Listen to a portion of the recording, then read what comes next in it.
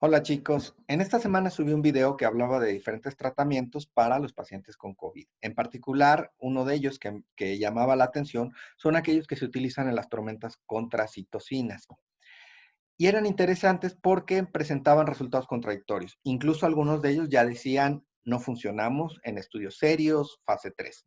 Bueno, el día de ayer, Roche, la casa productora de este anticuerpo monoclonal, tocilizumab, dio a conocer los resultados de objetivo primario y algunos de objetivos secundarios en un ensayo clínico fase 3 multicéntrico, controlado, contra placebo, aleatorizado, lo cual hace un estudio muy poderoso. Y entonces decir que no más tocilizumab es netamente una simpleza.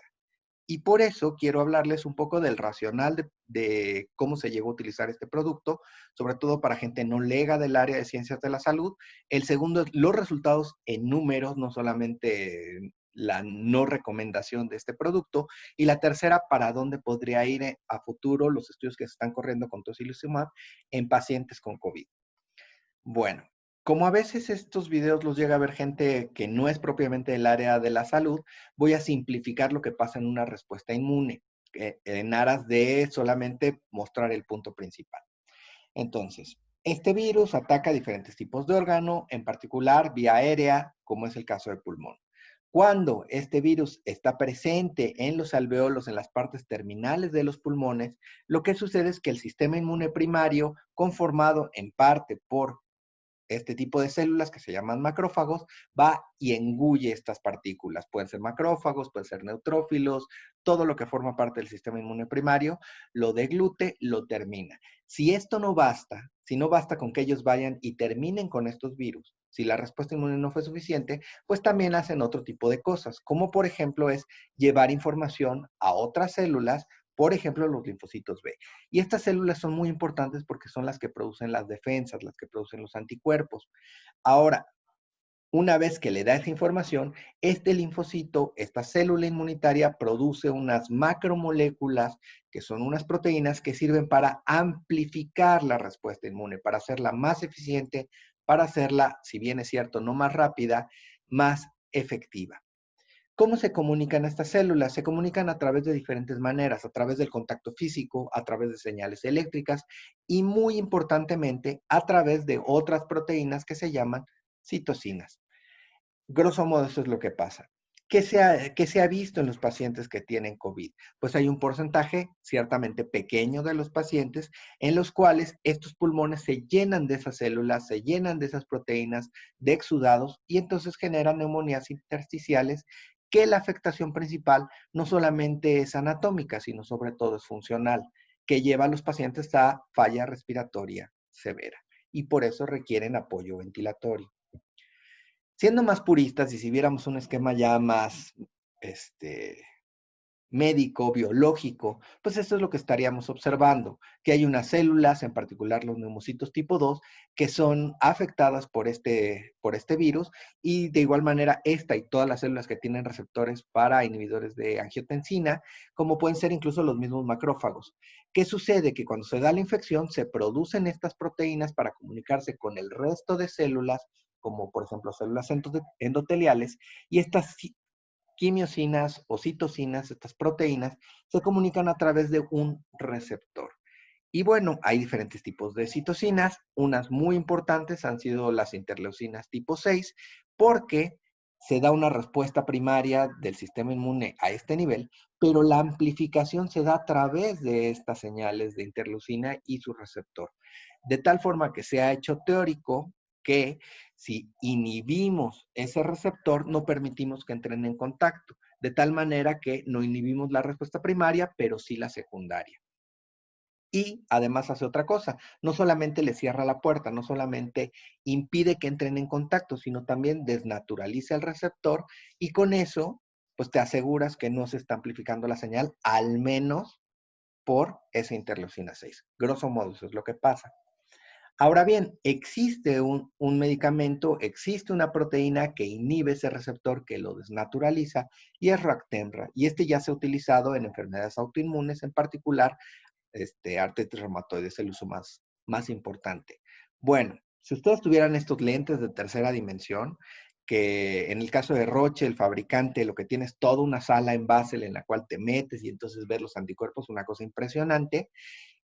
Lo que estarían viendo es esto. Realmente son dos proteínas unidas, eso hace una proteína cuaternaria, una biomolécula enorme que funciona como un tampón, que significa que funciona como un bloqueante. Ahora bien, como existe esa parte teórica, diferentes investigadores y médicos lo empezaron a utilizar en pacientes. E incluso hemos llegado ya a estudios un poco más potentes, como puede ser este estudio prospectivo de 100 pacientes que hicieron en Italia, pero originalmente los estudios eran, como ustedes sabrán en muchos de los casos, retrospectivos y pequeños, y estos se han hecho tanto en Italia como en la India. ¿Qué se encontraron en estos estudios iniciales? Pues que disminuía el tiempo de recuperación de los pacientes, de tiempo en terapia intensiva y que utilizaban ventilador, tiempo de terapias de soporte, como pueden ser los vasopresores, y se vio potenciado el uso porque ya algunos empezaron a probar este producto incluso por vía subcutánea y se ha sugerido que podría tener algún beneficio en la supervivencia de los pacientes. Sin embargo, esas son las sugerencias con evidencia de corto alcance. ¿Qué sucede cuando utilizas un estudio como este, que es Covacta, en el cual tienes un estudio aleatorizado, 2-1, en donde el brazo experimental, lo están viendo acá arriba, es el de tocilizumab, vía intravenosa que se adicionaba a la terapia estándar que tenían los pacientes y que con base en el criterio médico, si había evolución o empeoramiento de los signos y síntomas, podía utilizar dosis adicionales. Bueno, originalmente en el estudio se incluyeron 330 pacientes con neumonía grave asociada a COVID. Eso fue el estudio inicial. Al final del estudio realmente se incluyeron 450 pacientes. ¿Qué significaba esto? Que 2 pacientes venían al brazo experimental, uno se quedaba en el brazo control y que se iba a medir a los 28 días, al mes, básicamente, el estado clínico de los pacientes. Si había mejora o no había mejora en 7 categorías predefinidas y venían una serie de objetivos secundarios. Además, hay subanálisis por regiones. El estudio se hizo en Estados Unidos, en Canadá y en algunos países de Europa, y también en aquellos que habían pasado por ventilación mecánica o no. El estudio empezó el 3 de abril y cerraba el 31 de agosto, pero estas fases se han ido acelerando. Estos son los criterios de inclusión y los criterios de exclusión. Los criterios de inclusión, como verán, son muy amplios, son muy generales, los que normalmente vamos a encontrar en muchos de los estudios que se están corriendo actualmente. Y estos interesantes son los objetivos secundarios, dentro de los cuales venía el tiempo para la mejora, el tiempo para empeorar, si había el número de días que utilizaban el ventilador, si había falla orgánica múltiple. Interesantemente, la mortalidad se midió en diferentes momentos, al día 7, a los 14, al 21 y al mes, y además a los 60 días. Los resultados que les voy a mostrar son los que se tenía a los 28 días, aquellos que van para los 60 días aún no se tienen, aún no se muestran, pero se mostrarán en la publicación científica posterior.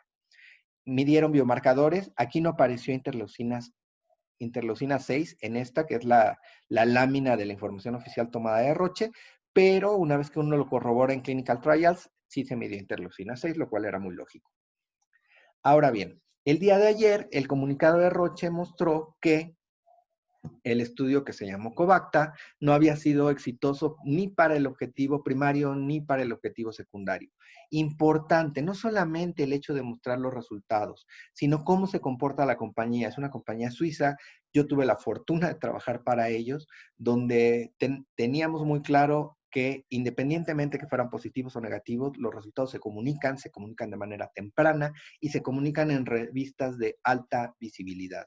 Entonces, creo que esto viene desde el CEO, que es un tipazo, una persona realmente brillante, que ha llevado a la compañía a través de estos estándares éticos. El día de ayer, Levi Garray, que es muy interesante, tiene la posición tanto de jefe de la oficina médica como del desarrollo de producto, dio a conocer los resultados y aquí los pueden ver.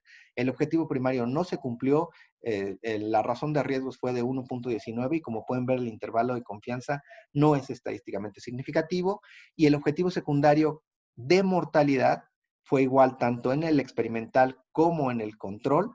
La diferencia es nimia y por lo tanto la P era muy difícil que fuera estadísticamente significativa. Ahora bien, Hay resultados del objetivo secundario adicionales que son importantes remarcar.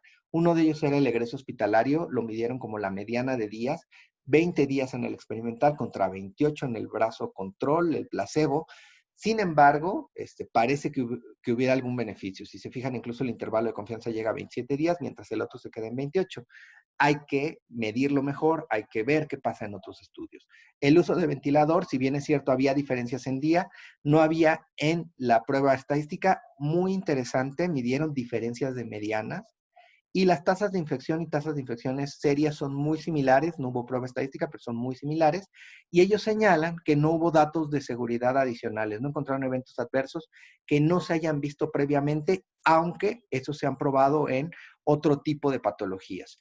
De tal forma que, y esto es lo interesante, la seguridad parece que no afectó importantemente a los pacientes y tienes algún hallazgo de que pudiera haber algún beneficio en eficacia, de tal manera que no tienes señales para cortar los otros estudios que están en curso, pero además, que son estos tres, estos son fase 3, este es fase 2, vienen combinados con antivirales. Entonces, pudiera ser que este beneficio se amplifique, por ejemplo, el egreso temprano hospitalario, si utilizas otro tipo de medicamentos. Vamos a ver. De tal forma que les diría que de momento novatocilizumab ya no sería útil seguirlo proporcionando a los pacientes y buscándolo, pero vamos a ver más adelante qué sucede. Me parece que el comportamiento de la farmacéutica es muy bueno y eso hay que resaltarlo, porque no solamente dijo no va más de manera temprana, sino nos mostró algunos datos que son de valor y nos dice no lo recomendamos para pacientes con COVID, es un medicamento útil para las patologías que tiene indicación aprobada. AR, por ejemplo. Espero que la información les haya sido de valor, chicos. Les mando un abrazo. Cuídense mucho, cuídense todo el tiempo. Bye.